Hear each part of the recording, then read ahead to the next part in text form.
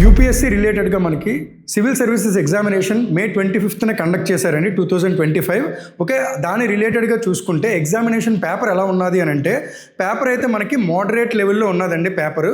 ఇందులో మనకి హిస్టరీ రిలేటెడ్గా, పాలిటీ రిలేటెడ్గా, geography, economy and science and technology ఆ రిలేటెడ్గా మనకి క్వశ్చన్స్ స్ప్లిట్ ఎలా ఉన్నది అని అంటే, హిస్టరీ రిలేటెడ్గా అండ్ పాలిటీ రిలేటెడ్గా చూసుకుందామండి. ఫస్ట్ ఇప్పుడు మనం హిస్టరీ రిలేటెడ్గా చూసుకుంటే మనకి 15 క్వశ్చన్స్ ఇచ్చారండి.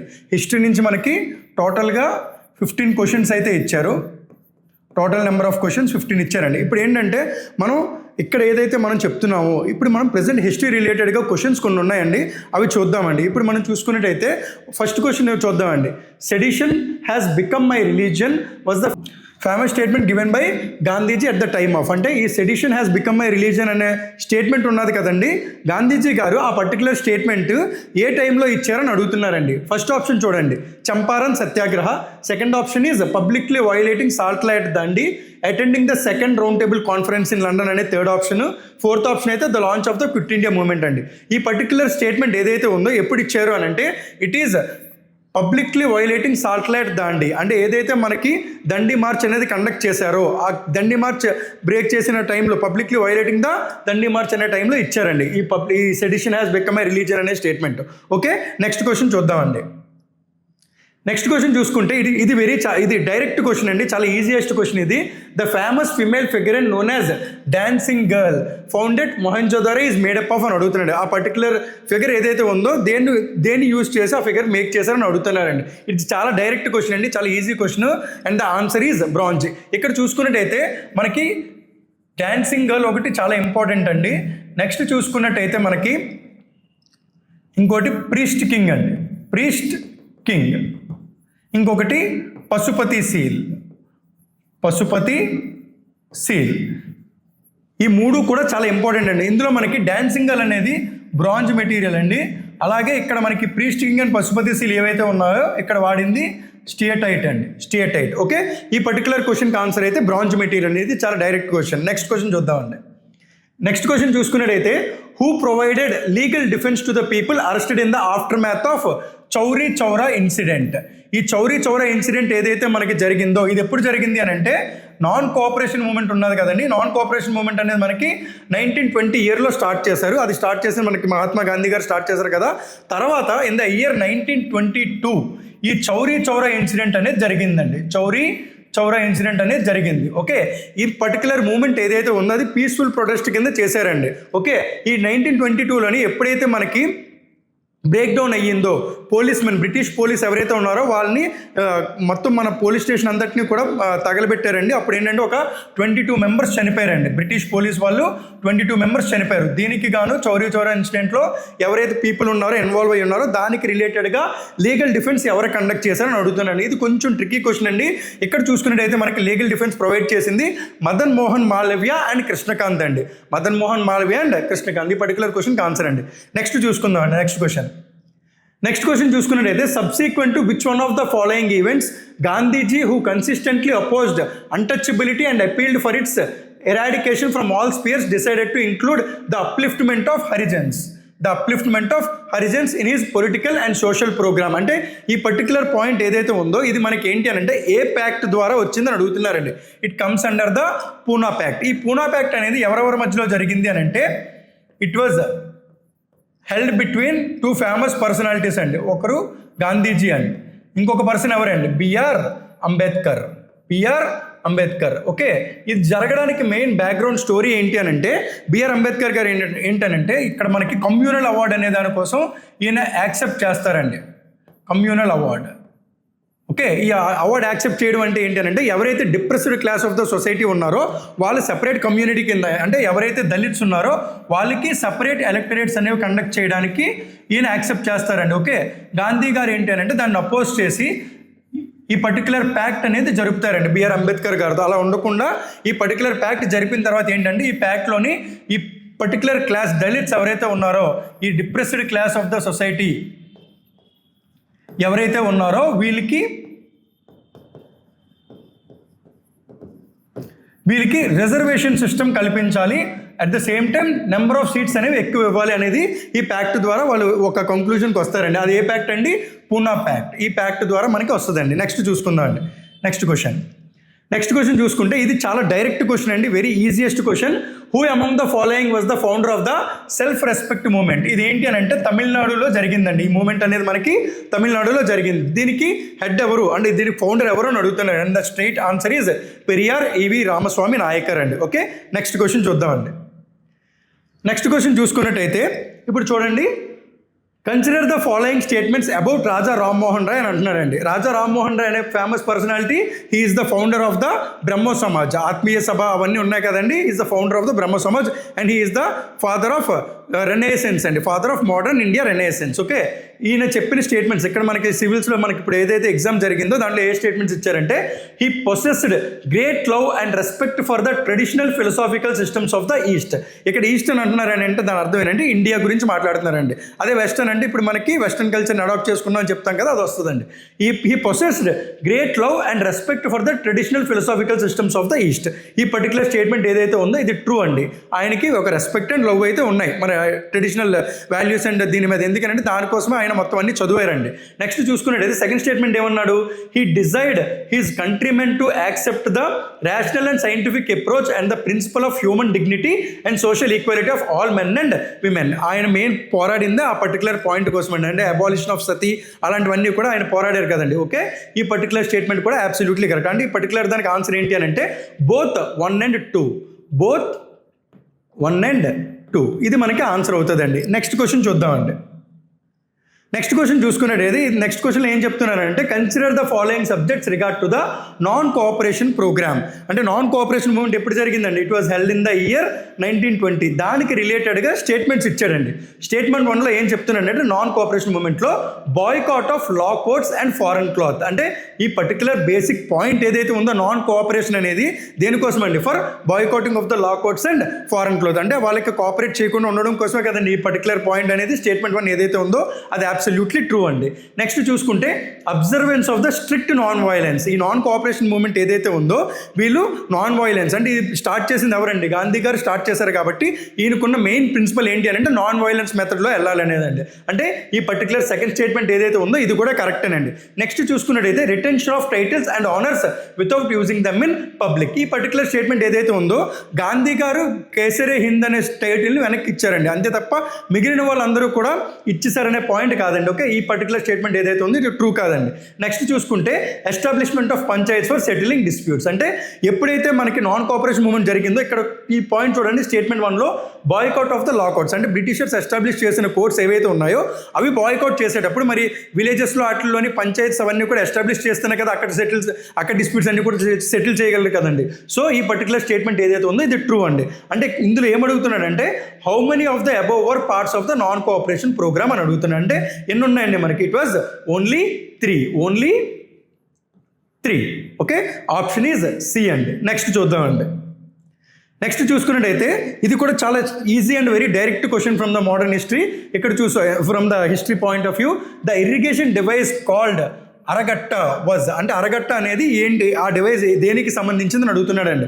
It was related to the agriculture field. ఇంకోటి ఏంటంటే it is the larger wheel with earthen pots to the outer ends of its spokes. ఇదే అండి సెకండ్ ఆప్షన్ బి ఏదైతే ఉందో అదే ఆన్సర్ అండి. It is the larger wheel with earthen pots tied to the outer ends of its spokes. Okay, next question చూద్దామండి. Next question చూసుకున్నట్టయితే who among the following rulers in ancient India has assumed the titles Matta Vilasa, విచిత్ర చెట్ట and గుణభార. ఈ particular ఏదైతే ఉందో ఇది కూడా మనకి కొంచెం డైరెక్ట్ క్వశ్చన్ అండి. ఎవరికైనా సరే ఈ మట్ట విలాస అనే దానికి సంబంధించింది కొంచెం ఐడియా ఉన్నా సరే అది దానికి సంబంధించి ఒక బుక్ కూడా రాశారండి ఆయన. ఓకే, ఆ పర్టికులర్ పర్సన్ పేరు మనం ఈజీగా పెట్టచ్చండి. ఆయన Mahendravarman one. He belongs to the Pallava dynasty అండి.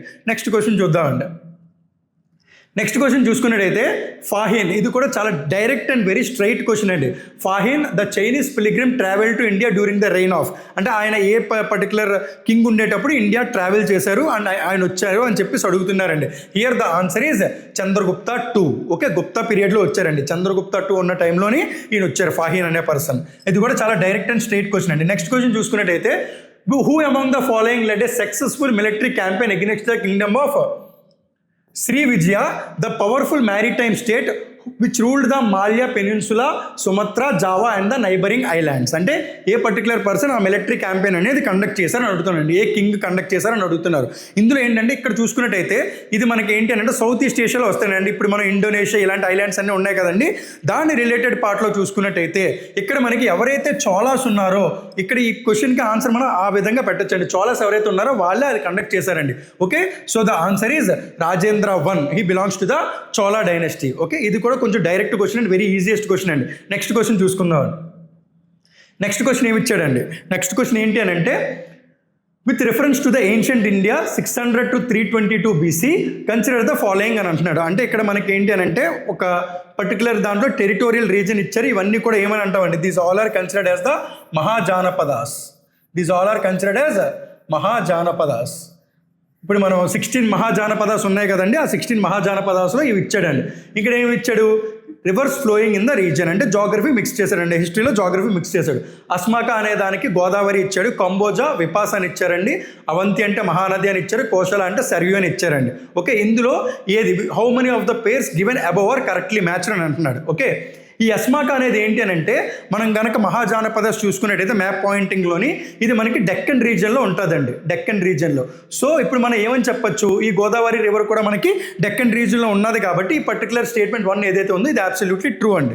నెక్స్ట్ కాంబోజా అనేది ఏంటి అని అంటే మన ఇప్పుడు ప్రెజెంట్ ఉన్న దాంట్లోని పాకిస్తాన్ ఏదైతే ఉన్నదో, పాకిస్తాన్ అండ్ ఆఫ్ఘనిస్తాన్ ఉన్నది కదండి, ఆ రీజియన్లో కాంబోజా అనే డైనస్టీ ఉండేదండి, ఆ మహాజానపద. సో ఈ విపాస్ అంటే ఏంటంటే ఇది మనకి యాజ్ ఆన్ టుడే ఇప్పుడు మనకి ఏదైతే ఉన్నదో ఇవాళ మనం బియాస్ అని ఏదైతే చెప్తున్నామో దాని పేరే విపాస్ అండి. ఓకే, అది మనకి విపాస్ కింద ఉంటుంది. సో ఈ 2 కూడా మనకి ట్రూవేనండి.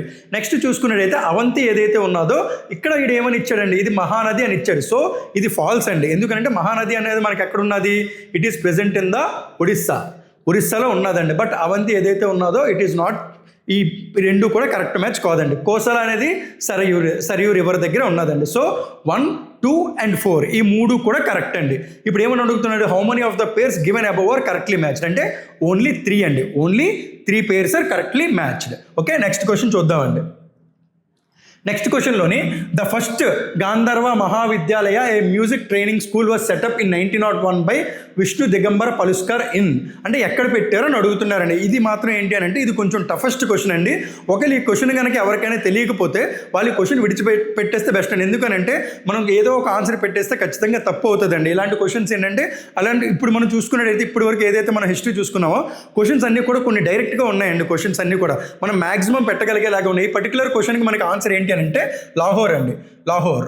Okay, Lahore is the answer. ఈ పర్టికులర్ గాంధర్వ విద్యాలయ ఏదైతే ఉన్నదో అది లాహోర్లో ఎస్టాబ్లిష్ చేశారండి. నెక్స్ట్ క్వశ్చన్ చూద్దామండి. నెక్స్ట్ క్వశ్చన్ చూసుకున్నట్టయితే Ashokan inscription suggest that Pradeshika, Rajuka and Yukta were important officers at the అంటే ఇప్పుడు మనకి ఏదైతే union government, union government, state government and local self government ఉన్నదో ఆ పర్టికులర్ టైంలో అశోకన్ ఇన్స్క్రిప్షన్స్ అని అంటున్నారు కదండి. అంటే మౌర్యన్ పీరియడ్ ఏదైతే ఉన్నదో ఆ మౌర్యన్ టైంలో చంద్రగుప్త మౌర్య ఆ పీరియడ్లోని ఈ particular inscriptions Pradeshika, Rajuka and Yukta అనేవి ఏ ఇంపార్టెంట్ ఆఫీసర్స్ అని అడుగుతారు. అంటే ఏ లెవెల్ ఆఫ్ అడ్మినిస్ట్రేషన్ వాళ్ళు అడ్మినిస్ట్రేట్ చేశారని అడుగుతున్నారండి. విలేజ్ లెవెల్ అడ్మినిస్ట్రేషనా, డిస్ట్రిక్ట్ లెవెల్ అడ్మినిస్ట్రేషనా, provincial administration, level of the central administration అడుగుతున్నాడు. ఈ పర్టికులర్ ప్రదేశిక, రాజుక అండ్ యుక్త అనేవాళ్ళు డిస్ట్రిక్ట్ లెవెల్ అడ్మినిస్ట్రేషన్ చూసుకునేవారండి, district level administration. Okay, next question చూద్దామండి.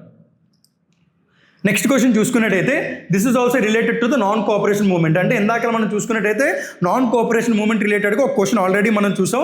ఇప్పుడు మనకి ఇది సెకండ్ క్వశ్చన్ ఇచ్చాడండి నాన్ కోఆపరేషన్ మూవ్మెంట్ మీద. ఇప్పుడు ఏమన్నాడు, the Congress declared the attainment of the Swaraj by all legitimate and peaceful means to be its objective. అంటే ఇప్పుడు మనం ఏదైతే కాంగ్రెస్, ఇండియన్ నేషనల్ కాంగ్రెస్ ఉన్నదో వాళ్ళు ఏమని చెప్తున్నారు, ఈ స్వరాజ్ అనే దాన్ని అటైన్ చేసుకుంటాం త్రూ ఏ మీన్స్ అండి, లెజిటిమేట్ అండ్ పీస్ఫుల్ మీన్స్. అంటే కాన్స్టిట్యూషనల్ చేంజెస్ ద్వారా కాకుండా లెజిటిమేట్ అండ్ పీస్ఫుల్ మీన్స్ ద్వారా ఆబ్జెక్టివ్ అనేది వీళ్ళు చెప్తున్నారండి. ఓకే, ఈ పర్టికులర్ స్టేట్మెంట్ ఏదైతే ఉందో it was the implication of the non cooperation movement. So ఈ పర్టికులర్ స్టేట్మెంట్ 1 ఈస్ ట్రూ అండి. నెక్స్ట్ చూసుకున్నట్టయితే it was to be implemented in stages with civil disobedience and non-payment of taxes for the next stage only if Swaraj did not come within a year and the government restored to repression. ఈ particular statement కూడా correct అండి. ఎందుకు అని అంటే మనం చూసుకున్నట్టయితే non cooperation movement తర్వాత మనకి సివిల్ డిసోబీడియన్స్ మూవ్మెంట్ అనేది జరిగింది. ఇన్ ద సేమ్ వే ఏదైతే మనకి సాల్ట్ ట్యాక్స్ ఉన్నదో దండి మార్చ్ చేశారు కదండి, ఈ పర్టికులర్ స్టేట్మెంట్ కూడా ఆ పర్టికులర్ ఏవైతే ఈవెంట్స్ జరిగాయో దాని తర్వాత కదా, అంటే నాన్ కోఆపరేషన్ మూవ్మెంట్లో స్వరాజ్ అనేది మనకి సక్సెస్ఫుల్ అవ్వలేదు కాబట్టి నెక్స్ట్ ఈవెంట్స్ కూడా జరిగాయి కదండి. అదే కదా అన్నాడు, it was to be implemented in stages with civil disobedience and non payment of taxes for the next stage only if Swaraj did not come in within a year and the government restored to repression. అంటే ఈ both statements ఏవైతే ఉన్నాయో రెండు కూడా true అండి. Both 1 and 2 are true. Which of the following given statements are true అని correct అని అడుగుతున్నాడు అండి. Both are correct. Okay, next question చూద్దామండి. ఓకే, ఇప్పుడు మనం ఏదైతే మన హిస్టరీ క్వశ్చన్స్ గురించి మాట్లాడామో, హిస్టరీ మనకి టోటల్గా ఎన్ని ఇచ్చారండి? హిస్టరీ నుంచి మనకి టోటల్గా 15 క్వశ్చన్స్ అయితే ఇచ్చారండి. ఈ 15 క్వశ్చన్స్లో కూడా మనం ఈజీగా, అంటే ఇప్పుడు మనకి డైరెక్ట్గా మనకి answer easy in the sense ఏంటి అని అంటే, ఇప్పుడు మనకి సివిల్స్ ఎగ్జామినేషన్లో ఈజీ అనే వర్డ్ ఎప్పుడు వాడతామండి అంటే, మనకి డైరెక్ట్గా మనకి ఆన్సర్స్ కనుక దొరుకుతున్నాయి అనుకోండి, ఏవైతే మనకి స్టాండర్డ్ టెక్స్ట్ బుక్స్ ఉన్నాయో, ఎన్సీఆర్టీస్ ఉన్నాయో, వాటి నుంచి మనం ఎగ్జాక్ట్ ఆన్సర్స్ కనుక పెట్టగలుగుతున్నాం అని అంటే ఆ క్వశ్చన్స్ ఈజీగా అని చెప్పొచ్చండి.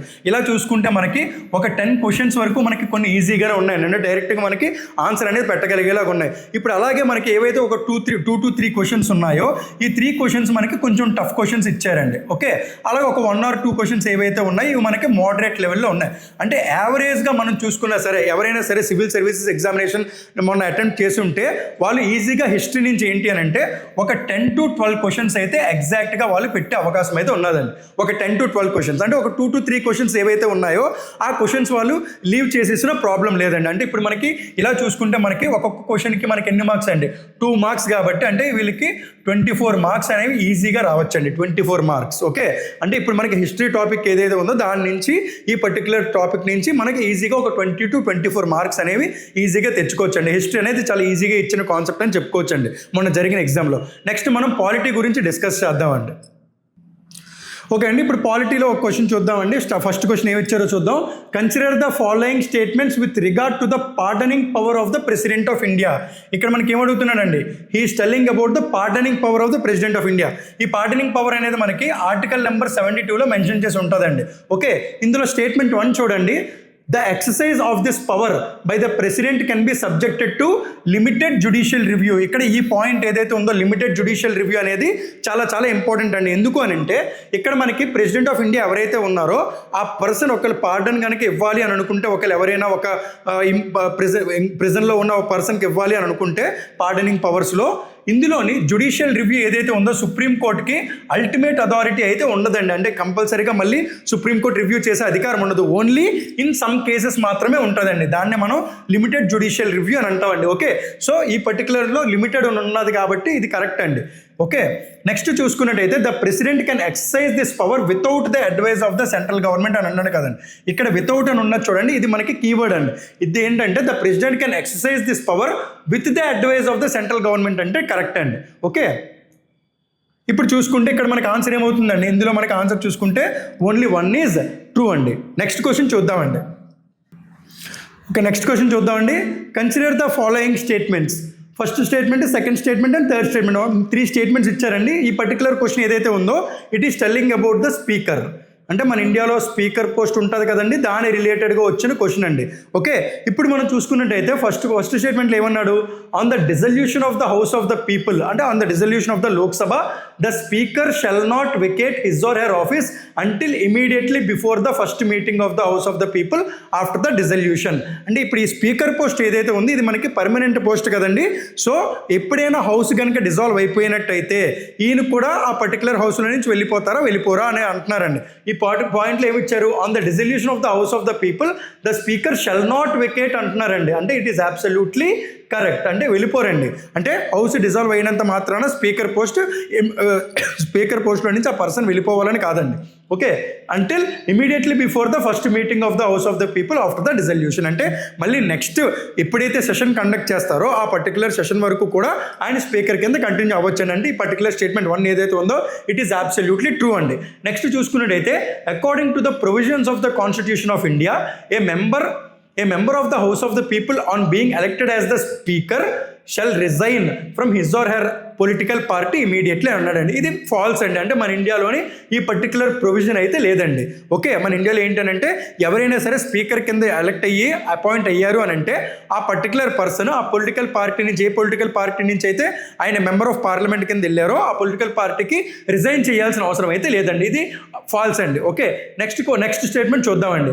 The speaker of the house of the people may be removed from his or her office by resolution of the house of the people passed by majority of all then members of the house provided that no resolution shall be moved unless at least 14 days notice has been given in the intention to move the resolution. అంటే స్పీకర్ని కనుక remove చేయాలి అని అంటే ఆ particular procedure ఏదైతే ఉన్నదో అంటే ఇప్పుడు మనకి ఒక రెజల్యూషన్ పాస్ చేసి మెంబర్ ఆఫ్ పార్లమెంట్స్ ఎవరైతే ఉన్నారో వాళ్ళు ఒక రెజల్యూషన్ పాస్ చేసి 14 days నోటీస్ ఇచ్చి స్పీకర్ పోస్ట్లో నుంచి ఆ పర్టికులర్ పర్సన్ని రిమూవ్ చేయొచ్చు అనే పాయింట్ ఇచ్చాడండి. అంటే ఈ పర్టికులర్ స్టేట్మెంట్ ఏదైతే ఉందో ఇది కూడా ట్రూ అండి.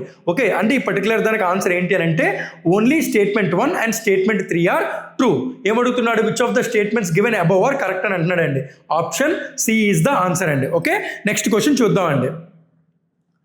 నెక్స్ట్ క్వశ్చన్ చూడండి. కన్సిడర్ ద ఫాలోయింగ్ స్టేట్మెంట్స్ అంటున్నాడు.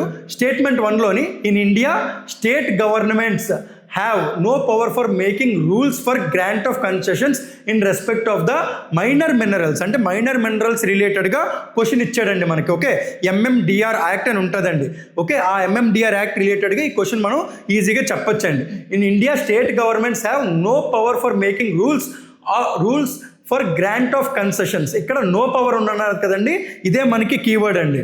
In respect of extraction of minor minerals even though such minerals are located in their territories. అంటే స్టేట్ గవర్నమెంట్కి పవర్ ఉండదని చెప్తున్నారండి. కానీ ఇక్కడ మనకి ఏంటి అని అంటే state government will have the power. State government will have the power to grant the concessions. Okay, so ఈ పర్టికులర్ స్టేట్మెంట్ 1 ఏదైతే ఉందో ఇది ఫాల్స్ అండి. నెక్స్ట్ చూడండి. స్టేట్మెంట్ 2లో in India the central government has the power to notify minor minerals under the relevant law. ఇది correct అండి. Central గవర్నమెంట్కి అధికారం ఉంటుంది అనమాట. Okay, central government will have the power to notify minor minerals under the relevant law. ఇప్పుడు చూడండి. Which of the following statements is correct in respect of the above statements అన్నాడు. Statement options చూడండి. Both statement 1 and statement 2 are correct and statement 2 is explaining statement 1. ఇది కాదండి. Next చూసుకున్నట్టయితే both statement 1 and statement 2 are correct. ఇక్కడ మనకి ఎప్పుడు already మనకి first statement ఏదైతే ఉందో అది రాంగ్ అని వచ్చింది కదా. నెక్స్ట్ చూడండి. Statement 1 is correct but statement 2 is not correct అని అంటున్నాడండి. అంటే ఇప్పుడు మనకి స్టేట్మెంట్ 1 ఏంటండి కరెక్ట్ కాదు కదా, అంటే ఆప్షన్ సి కూడా కదా. Answer is option D. Statement 1 is not correct but statement 2 is correct అండి. ఓకే, నెక్స్ట్ క్వశ్చన్ చూద్దామండి. నెక్స్ట్ క్వశ్చన్ చూసుకున్నట్టయితే with reference to the Indian polity consider the following statements. అంటే మన ఇండియన్ పాలిటీ బేస్ చేసుకొని కొన్ని statements ఇచ్చాడండి. ఏమని ఇచ్చాడు? ఆర్డినెన్స్ గురించి ఇచ్చాడు. ఆర్డినెన్స్ అంటే మనకి ఎవరెవరికి అధికారం ఉంటుందండి. Ordinance is the power given to the president and governor. అంటే ఇప్పుడు మనకి ఎప్పుడైనా లాస్ మేక్ చేయాలి అని అంటే president or governor they will provide an ordinance. అంటే ఇప్పుడు మనం చూసుకున్నట్టయితే an ordinance can amend any central act. Second statement చూడండి. An ordinance can abridge a fundamental right. Third statement ఏమన్నాడు? An ordinance can come into effect from back date. అంటే ఇక్కడ చూసుకున్నట్టయితే first statement చూడండి. An ordinance can amend any central act అని అన్నాడు. అంటే ఇప్పుడు మనకి ఆర్డినెన్స్ అనేది ఏదైనా ఒక సెంట్రల్ యాక్ట్ ఉంటే దాన్ని అమెండ్ చేయొచ్చు అని అన్నాడండి. ఇది ట్రూ అండి. ఫస్ట్ స్టేట్మెంట్ ఏది ఇచ్చారో అది true. It can amend the central act. Next చూసుకోండి. And ordinance can abridge a fundamental right. ఇక్కడ చూసుకున్నట్టయితే ఫండమెంటల్ రైట్స్ ఏవైతే ఉన్నాయో ఈ ఫండమెంటల్ రైట్స్ అనేవి మనకి కాన్స్టిట్యూషనల్ అమెండ్మెంట్ యాక్ట్ ప్రవేశపెట్టి చేయాలండి. ఓకే, సో ఈ కాన్స్టిట్యూషనల్ అమెండ్మెంట్ యాక్ట్ ఎప్పుడైతే ప్రవేశపెడుతున్నామో ఈ ఆర్డినెన్స్ అనేది మనకి కాన్స్టిట్యూషన్ రిలేటెడ్గా, అంటే ఆర్డినెన్స్ పవర్లో కాన్స్టిట్యూషన్ అమెండ్ చేసే అధికారం లేదండి. ఆర్డినెన్స్కి కాన్స్టిట్యూషన్ అమెండ్ చేసే అధికారం లేదు. సో ఫండమెంటల్ రైట్స్ మనకి చేయాల్సింది ఏంటి? కాన్స్టిట్యూషనల్ అమెండ్మెంట్ యాక్ట్ చేయాలండి. సో ఈ పర్టికులర్ స్టేట్మెంట్ ఏదైతే ఇచ్చారో ఇది అవ్వదండి. అంటే ordinance cannot abridge the fundamental right. Next చూడండి. And ordinance can come into effect in the back date. అంటే ఆర్డినెన్స్ అనేవి మనకి రెట్రోస్పెక్టివ్ డేట్ కింద మనకి తీసుకొని రావచ్చు అని అడుగుతున్నాను అండి. ఇది కూడా ట్రూ అండి. Both 1 and 3 are true. ఇది ఆన్సర్ అండి. Which of the statements given above are correct అని అన్నాడు కదా. 1 కరెక్ట్, అలాగే 3 కూడా కరెక్టేనండి. నెక్స్ట్ చూద్దామండి. నెక్స్ట్ క్వశ్చన్ చూసుకునేటప్పుడు కన్సిడర్ ద ఫాలోయింగ్ పేర్స్ అని అన్నాడు. ఇదేంటి అని అంటే మనకి పార్ట్ 1 ఉన్నది కదండి మన ఇండియన్ కాన్స్టిట్యూషన్లో. పార్ట్ 1, ఈ పార్ట్ 1 ఏం చెప్తుందండి? It deals about the union and its territories. Union and its territories. దీని రిలేటెడ్గా ఇచ్చాడండి క్వశ్చన్. ఆర్టికల్ 1 నుంచి ఆర్టికల్ 4 వరకు చెప్తుంది కదండి. ఇందులో చూసుకున్నట్టయితే స్టేట్స్ అండ్ డిస్క్రిప్షన్ అని అన్నాడండి. ఫస్ట్ స్టేట్ ఏమి ఇచ్చాడు? అరుణాచల్ ప్రదేశ్ ఇచ్చాడండి. The capital is named after A fort. అంటే వాట్ ఈస్ ద క్యాపిటల్ అండి? The capital is Itanagar. ఇది ఒక ఫోర్ట్కి అనుగుణంగా పెట్టారు. అంటే ఫోర్ట్ ఏదైతే ఉన్నదో ఆ పర్టికులర్ ప్లేస్లో దాన్ని బేస్ చేసుకొని పెట్టారు అని అన్నాడండి. ఉన్నదండి eta fort. The name of that fort is eta fort. And the state has 2 national parks. అంటే అరుణాచల్ ప్రదేశ్లోని 2 నేషనల్ పార్క్స్ ఉన్నాయండి.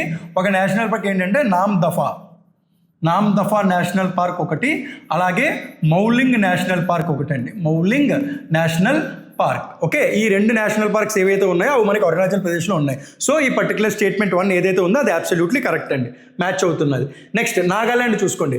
The state came into existence on the basis of constitutional amendment act. అంటే ఎప్పుడైనా సరే మనకి స్టేట్ని create చేయాలి అని అంటే constitution amendment act ప్రవేశపెట్టక్కర్లేదండి.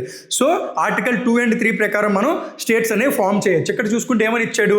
Constitution amendment act ద్వారా నాగాలాండ్ ఫామ్ అయింది అని అన్నాడండి. ఎందుకు ఫామ్ అయింది అని అంటే మనకి ఆర్టికల్ నెంబర్ 371A ఉంటుందండి.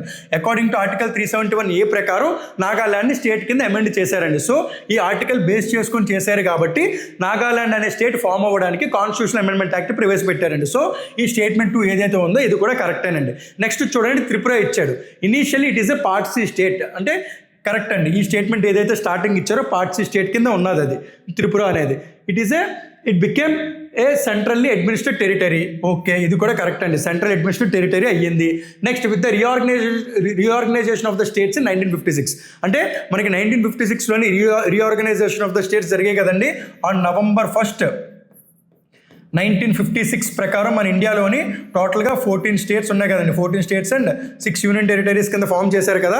ఈ పర్టికులర్ రీఆర్గనైజేషన్స్ యాక్ట్ ప్రకారం ఇది నాగాలాండ్ అనేది మనకి యూనియన్ టెరిటరీ కింద అయ్యిందండి. Next later attained the status of the full fledged states. ఇవాళ మనం చూసుకుంటే నాగాలాండ్ అనేది మనకి ఫుల్ ఫ్లెడ్జ్డ్ స్టేట్ అండి. అంటే ఇందులో ఆప్షన్స్లో ఏమైతే ఇచ్చారో మొత్తం 3 కూడా కరెక్టేనండి. ఏంటి answer? All the 3. How many of the above pairs are correctly matched అన్నాడు. All 3 pairs are correctly matched. Next చూసుకుందాం అండి.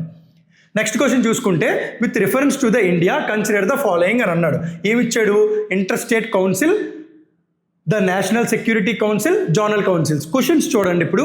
How many of the above are established as per the provisions of the constitution of India. అంటే ఏది మనకి constitutional authority ఉన్నది అని అడుగుతున్నాడండి ఈ మూడిట్లోని. ఇక్కడ చూసుకుంటే మనం ఈజీగా చెప్పొచ్చండి. Only the first one inter state council ఏదైతే ఉందో ఇది మనం ఆర్టికల్ 263లో చూస్తామండి. ఆర్టికల్ 263లో చూస్తాం ఇంటర్ స్టేట్ కౌన్సిల్ అనేది. ఓకే, ఓన్లీ ఈ ఫస్ట్ వన్ ఏదైతే ఉన్నదో దానికి మాత్రమే మనకి కాన్స్టిట్యూషనల్ అథారిటీ ఉన్నదండి. ఈ remaining 2 national security council and zonal councils ఏవైతే ఉన్నాయో these are acting as the statutory bodies అండి. ఓకే, అంటే ఆన్సర్ మనకి ఏంటి? ఓన్లీ 1. అంటే ఇక్కడ మనం చూసుకున్నట్టయితే ఆన్సర్ ఏమవ్వాలండి? ఓన్లీ 1. ఓకే, నెక్స్ట్ ఆన్సర్ చూద్దామండి. Next question, consider the following statements అని అన్నాడు. The constitution of India explicitly mentions that in certain spheres, అంటే కొన్ని ఏరియాస్లో మాత్రమే the governor of state acts in his or her own discretion. Okay, అంటే మన ఇండియాలోని ఎవరైతే గవర్నర్ ఉన్నారో గవర్నర్కి కొన్ని ఎక్కువ డిస్క్రిషనరీ పవర్స్ ఉంటాయండి when comparing to the president of India. Okay, అలా చూసుకున్నట్టయితే ఇక్కడ మనకి ఏదైతే ఇచ్చారో ఈ స్టేట్మెంట్ కరెక్టేనండి. The constitution of India explicitly mentions that in certain spheres the governor of state acts in her own discretion. అంటే డిస్క్రిషనరీ పవర్స్లో గవర్నర్కి కొన్ని ఏరియాస్లో చేయడానికి ఉంటుందండి. Next, the president of India can his or her own reserve a bill passed by a state legislator for his or her consideration without it being forwarded by the governor. ఈ point చాలా చాలా important. Forward by the governor of the state concern. ఎప్పుడైనా సరే ఒక particular bill state లెవెల్లో కనుక pass అవ్వాలి అని అంటే వాట్ ఈస్ ద ప్రొసీజర్? ఏదైతే స్టేట్ లెజిస్లేటివ్ అసెంబ్లీ ఉన్నదో వాళ్ళు గవర్నర్కి పాస్ చేయాలండి. ఒకవేళ గవర్నర్కి కనుక ఏదైనా అనుమానం ఉంటే governor will intend send to reserve the bill for president of India. ఇక్కడ ఏమని ఇచ్చాడు? డైరెక్ట్గా స్టేట్ లెజిస్లేచరే ఫార్వర్డ్ చేస్తుంది అని అన్నాడండి. అంటే ఇది ఫాల్స్ అండి. ఓకే, నెక్స్ట్ చూసుకున్నట్టయితే ఇప్పుడు మనకి ఆన్సర్ ఏంటి? Which of the statements given above are correct అని అంటున్నాడు. Only 1 is true. Next one చూద్దామండి. నెక్స్ట్ చూసుకున్నట్టయితే కన్సిడర్ ద ఫాలోయింగ్ పేర్స్ అని అన్నాడు. ఇది చాలా చాలా easiest question and very direct question అండి. మీరు కనుక ఏమాత్రం పాలిటీ మీద కొంచెం అవగాహన ఉన్నా సరే ఈ క్వశ్చన్ పెట్టచ్చండి. చూడండి, provision of the constitution of India ఇచ్చాడు. స్టేటెడ్ అండర్, అంటే ఏవైతే ఇక్కడ మనకి లెఫ్ట్ సైడ్లో ప్రొవిజన్స్ ఉన్నాయో అవి దేంట్లో నుంచి వస్తాయి అని అడుగుతున్నాడు అండి. ఫస్ట్ చూడండి, separation of judiciary from the executive. ఇది మనకి ఆర్టికల్ నెంబర్ 50లో చెప్తారండి. ఆర్టికల్ 50 దేంట్లో ఉంటుందండి? Comes under the directive principles of state policy, part number 4. అంటే ఇది డైరెక్ట్గా ఇచ్చాడండి. నెక్స్ట్ చూడండి, valuing and preserving of the rich heritage of the composite culture. ఇది కూడా మనకి ఫండమెంటల్ డ్యూటీస్లో ఉంటుందండి, ఆర్టికల్ నెంబర్ 51A. ఓకే, ఇది కూడా డైరెక్ట్ అండి. Next, prohibition of employment of children below the age of 14 years in factories. ఇది మనకి ఫండమెంటల్ రైట్స్లో ఉంటుందండి, ఆర్టికల్ నెంబర్ 24. అంటే 3 కూడా very direct and very easy points అండి. ఈ 3 కూడా మనకు అవుతాయండి. All three are correctly matched. Next question చూద్దామండి. నెక్స్ట్ క్వశ్చన్ చూసుకున్నట్టయితే పంచాయతీరాజ్ గురించి ఇచ్చాడండి. కన్సిడర్ ద ఫాలోయింగ్ స్టేట్మెంట్స్ అన్నాడు. Panchayats at the intermediate level exist in all states. అంటే అన్ని స్టేట్స్ ఏవైతే మనకి పంచాయతీరాజ్ సిస్టమ్ ఉన్నదో, పంచాయతీరాజ్ ఇన్స్టిట్యూషన్స్ ఏవైతే ఉన్నాయో ఇందులోని మనకి ఏ లెవెల్స్ ఉంటాయండి? విలేజ్ లెవెల్ ఉంటుంది, అలాగే ఇంటర్మీడియట్ లెవెల్ ఉంటుంది, అలాగే డిస్ట్రిక్ట్ లెవెల్ ఉంటుందండి. ఆడేమంటున్నాడు అంటే ఈ ఇంటర్మీడియట్ లెవెల్ గురించి మాట్లాడుతున్నాడు. ఈ ఇంటర్మీడియట్ లెవెల్ అనేది అన్ని స్టేట్స్లోని ఉంటుంది అని అంటున్నాడు. ఇక్కడ మనకి ఆల్ అని ఉన్నది చూడండి, అదే మనకి కీవర్డ్ అండి. అన్ని స్టేట్స్లోని కూడా ఇంటర్మీడియట్ లెవెల్ ఉండాల్సిన అవసరం లేదు. మనకి నార్త్ ఈస్టర్న్ స్టేట్స్ ఉన్నాయి కదండి, అక్కడ మనకి ఏంటంటే కొన్ని నార్త్ ఈస్టర్న్ స్టేట్స్లో మనకి ఇంటర్మీడియట్ లెవెల్ అనేది ఉండదండి. అంటే ఇది ఫాల్స్ అండి. అంటే స్టేట్మెంట్ 1 ఏదైతే ఉన్నదో అది ట్రూ కాదండి. నెక్స్ట్ చూడండి, to be eligible to be a member of the Panchayat at the intermediate level A person should attain how many years అన్నాడండి. ఈయన ఇక్కడ 30 years అని ఇచ్చాడు. 30 years అని ఇచ్చాడండి. మనకి ఏ పంచాయతీరాజ్ ఇన్స్టిట్యూషన్కి మెంబర్ అవ్వాలన్నా at any level he or she should attain how many years? 21 years అండి. 21 years. అంటే సెకండ్ వన్ కూడా అబ్సల్యూట్లీ ఫాల్స్ అండి. నెక్స్ట్ చూడండి, the chief minister of a state constitutes a commission to review the financial position of panchayats at the intermediate levels and to make recommendations regarding the distribution of net proceeds, taxes and duties leviable by the state between the state and panchayats at the intermediate level అని అన్నాడండి. ఇక్కడ మనకి chief minister అని ఇచ్చాడు చూడండి, అది wrong అండి. ఇక్కడ మనకి ఎవరు చేస్తారు? It will be done by the governor. Okay, అంటే ఈ పర్టికులర్ దాంట్లోని థర్డ్ వన్ కూడా రాంగ్ అండి. Which of the following statements given above are not correct అని అన్నాడు. 3 కరెక్ట్ కాదండి. Okay, answer is D. Next question చూద్దామండి. Consider the following statements about Lokpal. అంటే ఇప్పుడు మనకి లోక్పాల్ ఏదైతే ఉన్నదో ఇండియాలో మనకి ఏవైతే ఇన్వెస్టిగేషన్ ఏజెన్సీస్ ఉంటాయో, అంటే మనకి కరప్షన్ రిలేటెడ్ ఏజెన్సీస్ ఏవో ఉంటాయండి. సెంట్రల్ బ్యూరో ఆఫ్ ఇన్వెస్టిగేషన్ ఉంటుంది, సెంట్రల్ విజిలెన్స్ కమిషన్ ఒకటి ఉంటుంది, అలాగే లోక్పాల్ కూడా ఉంటుందండి. ఓకే, ఇక్కడ మనకి స్టేట్మెంట్స్ ఏవేవి ఇచ్చాడో చూడండి. ఇక్కడ మనకి టోటల్గా 4 స్టేట్మెంట్స్ ఇచ్చాడండి. ఒకసారి చూడండి, స్టేట్మెంట్ 1లోని the power of Lokpal applies to public servants of India but not the Indian public servants posted outside India. But not అని అన్నారు కదండి, Indian public servants posted outside India. It can enquire అండి. అంటే ఏదైతే లోక్పాల్ ఉన్నదో వాళ్ళకి out side ఇండియాలో ఉన్న మెంబర్స్, అవుట్ సైడ్ ఇండియాలో ఉన్న పర్సన్స్ని కూడా ఎంక్వైర్ చేసే అధికారం ఉంటుందండి. అంటే ఈ స్టేట్మెంట్ రాంగ్ అండి. నెక్స్ట్ చూడండి, the chairperson or member shall be a member of the parliament or member of the legislative of state union territory and the only the chief justice of India. ఇక్కడ ఈ only అనేది చాలా important అండి.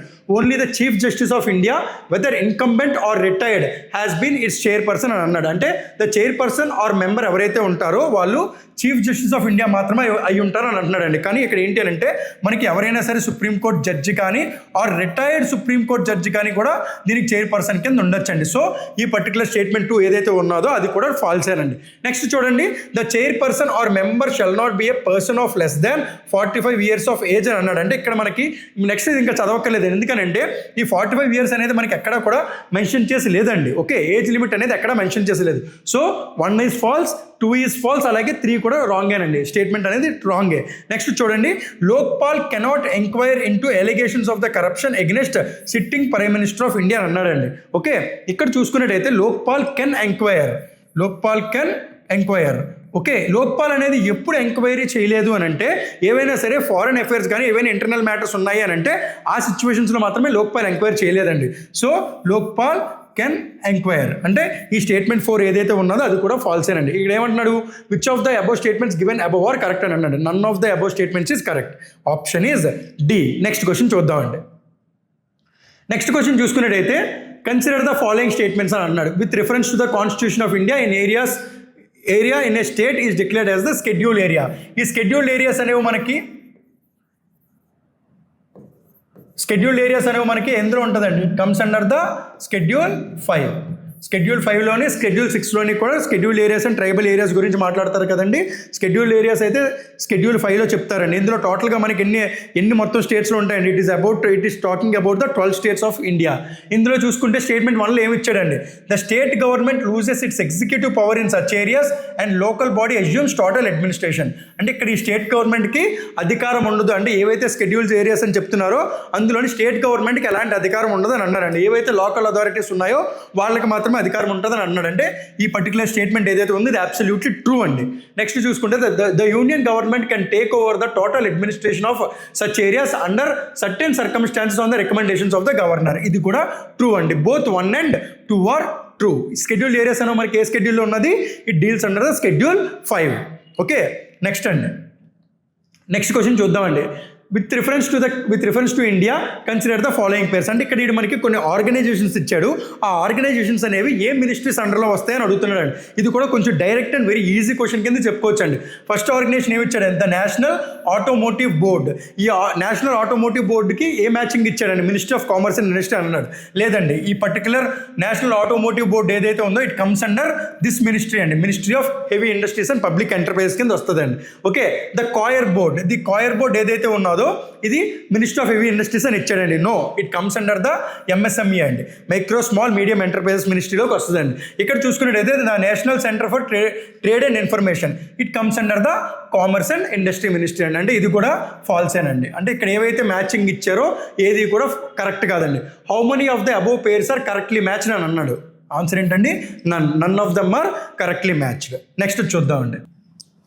Next question చూడండి, consider the following subjects under the constitution of India అన్నాడు. ఇప్పుడు ఒక్కసారి question చూడండి. For a constitutional amendment with respect to which of the above ratification by the legislatures of not less than 1/2 of the states is required before processing the bill to the President of India for assent అని అంటున్నాడు. అంటే ఇది దేని గురించి మాట్లాడుతుంది అంటే it is talking about the special majority. అంటే ఎప్పుడైతే మనం కాన్స్టిట్యూషనల్ అమెండ్మెంట్ చేస్తామో ఎప్పుడు మనకి స్పెషల్ మెజారిటీ ఉంటుంది కదండి. స్పెషల్ మెజారిటీ అనేది మనకి 2 typesలో ఉంటుంది. టైప్ 1లో ఏమని చెప్తుంది అంటే 2/3 of the members present in the house, 2/3 of the members present in the house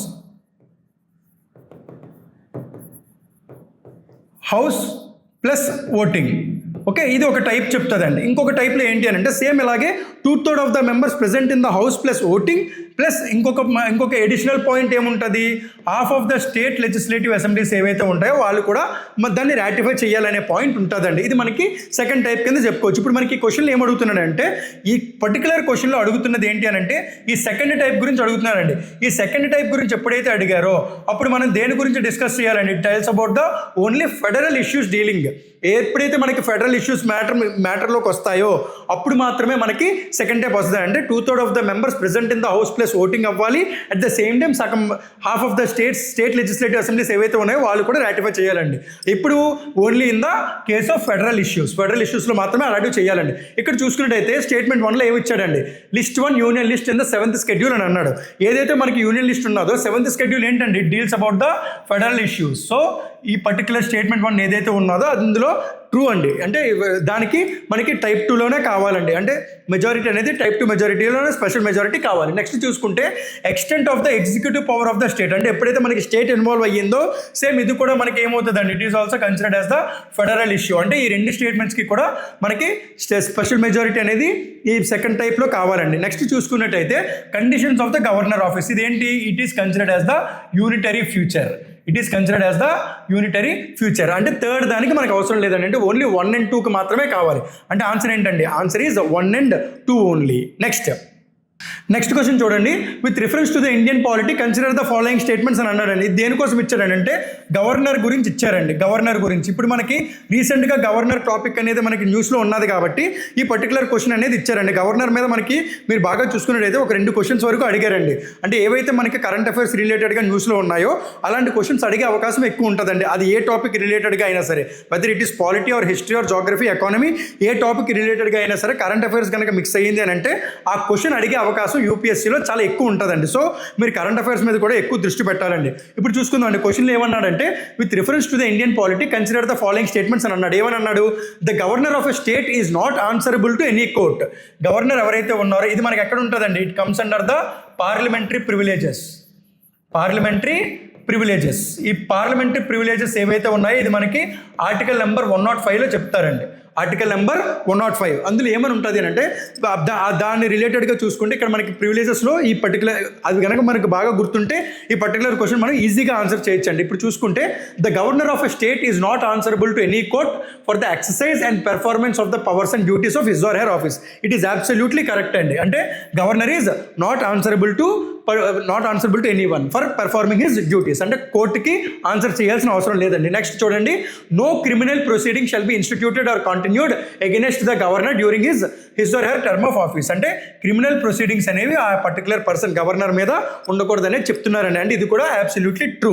next, members of the state legislatures are not liable to any proceedings in any court in respect of anything said within the house. అంటే ఎవరైతే MLAs ఉంటారో వాళ్ళు ఏదైనా particular points కనుక assembly జరుగుతున్న house జరుగుతున్న టైంలో కనుక మాట్లాడితే దాని మీద ఎలాంటి క్వశ్చన్స్ కూడా కోర్టులో అలా ఆన్సర్ చేయాల్సిన అవసరం లేదనే పాయింట్ చెప్తున్నారండి. ఇది కూడా ట్రూ అండి. ఇక్కడ ఆన్సర్ ఏమని అడుగుతున్నారండి, which of the statements given above are correct అని అంటున్నాడు. ఆల్ 3 ఆర్ కరెక్ట్ అండి. 1, 2 and 3. నెక్స్ట్ క్వశ్చన్ చూద్దామండి. నెక్స్ట్ క్వశ్చన్ చూసుకున్నట్టయితే it is not related to polity but ఏంటంటే ఒక కరెంట్ ఈవెంట్ రిలేటెడ్గా ఉన్న క్వశ్చన్ అండి ఇది. Consider the following statements in respect of BIMSTEC అని అన్నాడండి. అంటే బిమ్స్టెక్ రిలేటెడ్గా అడుగుతున్నాడండి. బిమ్స్టెక్ అంటే ఫుల్ ఫామ్ ఏంటంటే bay of Bengal initiative for multi sectoral technical and economical cooperation అండి. దాని రిలేటెడ్గా ఇచ్చాడండి. ఈ పర్టికులర్ టాపిక్ ఇవ్వడానికి రీజన్ ఏంటి అని అంటే మనకి last month April 4th 2025 BIMSTEC summit అనేది జరిగిందండి. మనకి బిమ్స్టెక్ సమిట్ జరిగింది. సో దాని రిలేటెడ్గా ఒక క్వశ్చన్ ఇచ్చాడండి.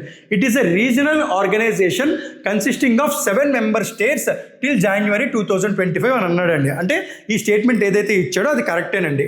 It is a regional organisation consisting of 7 member states. Next ఏంటి, ఆ మెంబర్ స్టేట్స్ 7 member states కూడా ఏంటండి, Bangladesh, Bhutan, Nepal, Sri Lanka, Myanmar, Thailand and India అండి. థాయిలాండ్ అండ్ ఇండియా ఈ 7 కూడా ఈ పర్టికులర్ బిమ్స్టెక్లోని మెంబర్స్ అండి, మెంబర్ గ్రూప్స్. నెక్స్ట్ చూసుకున్నట్టయితే it came into existence with the signing of the Dhaka declaration అన్నాడండి. ఇది చాలా చాలా ఇంపార్టెంట్ అండి. It came into existence not with signing the Dhaka declaration. ఎప్పుడండి, it is the Bangkok declaration. అది కూడా మనకి 1997లో సైన్ చేశారండి. ఇక్కడ 1999 అని ఇచ్చారు. అంటే సెకండ్ స్టేట్మెంట్ ఏదైతే ఇచ్చారో అది ఫాల్స్ అండి. నెక్స్ట్ చూడండి, Bangladesh, India, Sri Lanka, Thailand and Nepal ఈ పర్టికులర్ 5 countries గురించి ఇచ్చాడు. ఏమని ఇచ్చాడు, are founding member states of the BIMSTEC అని అన్నాడు. నో, ఇందులోని ఓన్లీ 4 states, ఓన్లీ 4 countriesతో మాత్రమే ఫామ్ చేశారండి. బంగ్లాదేశ్ ఒకటి, ఇండియా ఒకటి, శ్రీలంక ఒకటి, థాయిలాండ్ ఒకటి. అందుకనే ఈ పర్టికులర్ సమిట్ ఏదైతే ఉందో అప్పుడు స్టార్ట్ చేసేటప్పుడు BISTEC అని అన్నారండి. అంటే Bangladesh, India, Sri Lanka, Thailand, EC అంటే ఎకనామిక్ కోఆపరేషన్ అండి. ఇది ఇనిషియేట్ చేసేటప్పుడు ఓన్లీ ఈ 4 countries మాత్రమే ఉన్నాయి. ఇక్కడ మనకి ఏమని ఇచ్చాడు, నేపాల్ గురించి ఇచ్చాడండి. అంటే ఇది కూడా ఫాల్సే. In BIMSTEC the subsector of tourism is being led by India అని అన్నాడండి. అంటే ఏదైతే సబ్సెక్టర్ ఉన్నదో ఏది టూరిజం అనే సబ్సెక్టర్ని ఇండియా లీడ్ చేస్తుంది అని అన్నాడు. ఇక్కడ మనకి పేరులో చెప్పాం కదండి, bay of Bengal initiative for multi sectoral అని అన్నాం కదంటే డిఫరెంట్ కైండ్స్ ఆఫ్ సెక్టర్స్. ఇందులో ఏంటంటే టోటల్గా మనకి 14 సబ్సెక్టర్స్ ఉంటాయండి. 14 సబ్సెక్టర్స్. ఇందులో మనకి ఏంటి అని అంటే కొన్ని సెక్టర్స్ కొన్ని కంట్రీస్ లీడ్ చేస్తాయండి. ఇందులో ఏమని అంటున్నాడు, టూరిజం అనేది ఇండియా లీడ్ చేస్తుంది అని అన్నాడండి. No, tourism is led by Nepal, not by India. Okay, which of the following statements given above are correct అని అంటున్నాడండి. ఇప్పుడు మనం చూసుకున్నట్టయితే ఇందులో మనకి ఏవేవి తప్పు ఉన్నాయండి, స్టేట్మెంట్ 2 రాంగ్ అండి, స్టేట్మెంట్ 3 రాంగ్ అండి, స్టేట్మెంట్ 4 కూడా రాంగ్. Only 1 is correct. అంటే ఆన్సర్ ఏంటండి, option D. Okay, next question చూద్దామండి. నెక్స్ట్ క్వశ్చన్ చూసుకున్నట్టయితే who among is the following are the members of the jury to select international peace prize of the Gandhi. అంటే international Gandhi peace prize అనే దానికి jury members ఎవరెవరు ఉంటారని అడుగుతున్నారండి. First statement చూడండి, president of India. Second is prime minister of India, chief justice of India, the leader of the opposition in the Lok Sabha. ఇందులో మనకి correct answer ఏంటి అని అంటే ప్రెసిడెంట్ ఉండరండి. ఓన్లీ ఈ 3 people ఎవరైతే ఉన్నారో prime minister, chief justice and leader of the opposition in the Lok Sabha, వీళ్ళు 3 మాత్రమే జ్యూరీ మెంబర్స్ కింద ఉంటారండి. దేనికి, for the international Gandhi peace prize. Okay, ఈ పర్టికులర్ పీస్ ప్రైజ్ ఏదైతే ఉందో ఇది మనకి 1995లో ఇనిషియేట్ చేశారండి. ఇంటర్నేషనల్ గాంధీ పీస్ ప్రైజ్ అనేది 1995లో ఇనిషియేట్ చేశారు. ఓకే, ఇందులోని మనకి ఆన్సర్ ఏమవుతుందండి, ఇప్పుడు 2, 3 and 4 option C is the answer. Okay, ఇప్పుడు మనం చూసుకున్నట్టయితే ఇప్పుడు మనం ఏవైతే polity and history questions deal చేసామో ఇవి మనకి మన యూపీఎస్సీలో యూపీఎస్సీ ఎగ్జామ్లో ఇచ్చారండి. ఇందులో చూసుకున్నట్టయితే పాలిటీ అండ్ హిస్టరీ అనేవి మనకి కొంచెం ఈజీ అండ్ మోడరేట్ టర్మ్స్లోనే ఉన్నదండి paper. Easy and moderate terms అంటే మనం ఈజీగా ఎలా లేదని ఇప్పుడు మనం ఒక 31 క్వశ్చన్స్ 32 క్వశ్చన్స్ డిస్కస్ చేసామండి. అందులో మనం మ్యాక్సిమం క్వశ్చన్స్కి ఆన్సర్ అనేది కొంచెం ప్రాపర్గా పెట్టచ్చండి. ఎవరైతే ప్రాపర్గా ప్రిపేర్ అవుతున్నారో సివిల్స్ ఎగ్జామినేషన్కి వాళ్ళు ఖచ్చితంగా పెట్టచ్చండి. ఒకవేళ ఎవరైనా సరే నెక్స్ట్ 2026కి ప్రిపేర్ అవుతున్నా సరే 2026కి ఎవరైనా సరే ప్రిపేర్ అవుతున్నా వాళ్ళు కొంచెం ఏంటి అని అంటే కరెంట్ అఫైర్స్ రిలేటెడ్గా అండ్ ఏవైతే సబ్జెక్ట్స్ మనకు ఉన్నాయో GS paper 1, paper 2, paper 3, paper 4 అని చెప్తారు కదండి. ఆ పేపర్స్ అన్నిటి మీద కూడా మీరు కొంచెం మంచి అవగాహన తెచ్చుకొని మీరు నెక్స్ట్ ఎగ్జామ్ 2026లో రాయబోయే ఎగ్జామ్ కూడా బాగా ప్రిపేర్ అవ్వండి. అట్ ద సేమ్ టైం ఎవరైతే ఈ ఇయర్ రాశారో వాళ్ళు కనుక బేర్ మినిమం వాళ్ళు కనుక కొంచెం బాగా రాశారో అని అనిపిస్తే మీరు ఏమాత్రం కూడా లేట్ చేయకుండా మెయిన్స్ ఎగ్జామినేషన్కి ప్రిపరేషన్ అనేది స్టార్ట్ చేయండి. ఎందుకంటే మీకు టైం చాలా తక్కువ ఉన్నదండి. ఒక 2 to 3 months మాత్రమే మీకు టైం ఉన్నది. ఆగస్టులో ఎగ్జామ్ కాబట్టి మీరు కొంచెం మెయిన్స్ ఎగ్జామ్ కూడా ప్రిపరేషన్ అనేది ఇప్పటి నుంచే స్టార్ట్ చేసి బాగా ప్రిపేర్ అవ్వండి. నెక్స్ట్ టాపిక్స్ ఇక్కడ మనం ఏవైతే 30 క్వశ్చన్స్ చెప్పామో ఇవి కాకుండా నెక్స్ట్ క్వశ్చన్స్ కూడా డీల్ చేద్దామండి నా అప్కమింగ్ వీడియోస్లోని. Okay, thank you so much అండి. అందరూ కూడా బాగా ప్రిపేర్ అవ్వండి మెయిన్స్ ఎగ్జామ్కి. Thank you.